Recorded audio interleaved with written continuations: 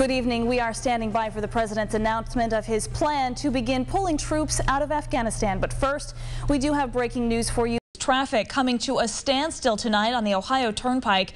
High-tension power lines fell across the roadway in Trumbull County just around 8 o'clock. All right, Jennifer, thank you very much. We do want to let everyone know that those wires are down, we're told, at about milepost 217 there on the Turnpike. It's about a mile from the GM Lordstown plant. Of course, we'll keep you updated as that situation continues to develop. Of course, severe weather all around the area. Those wires down, just a small sampling of what has happened. Let's turn straight now to Don Guthrie in the Weather Center for more on what we saw earlier tonight and what could still be coming this way. Don? We're here in the Flynn's parking lot where actually you can see behind me there is a van here that has been very severely damaged from a crash.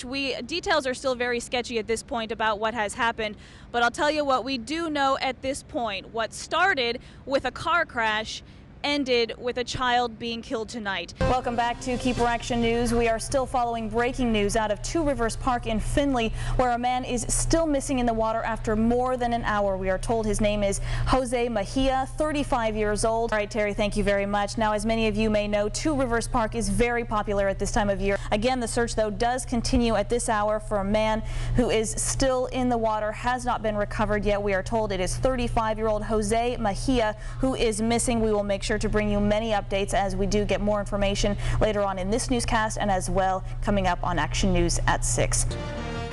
Details are still sketchy at this moment, but I have just returned from the scene. That shooting taking place in the parking lot at the Chevron station on the corner of 4th and Court in Pasco. Again, one man shot in the face tonight in Pasco less than an hour ago. The police right now still looking for the suspects. I actually just got back from the scene at Chief Joe after a panic-stricken parent called here at Keeper, desperate for any news after hearing that a gun was seen on campus. A late-breaking story at this hour. A man killed after being hit by a train tonight near the Pasco Amtrak. We begin now with breaking news out of Walla Walla. Police hunting for a shooting suspect who is still on the loose.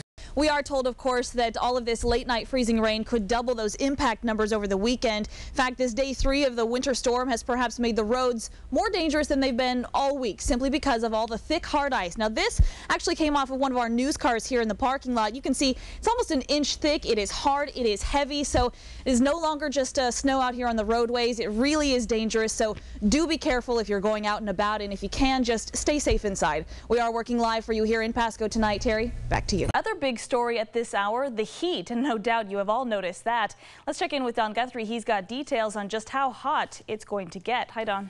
Once again, we will have more information on this after the president's speech, but for now, we take you live to President Obama.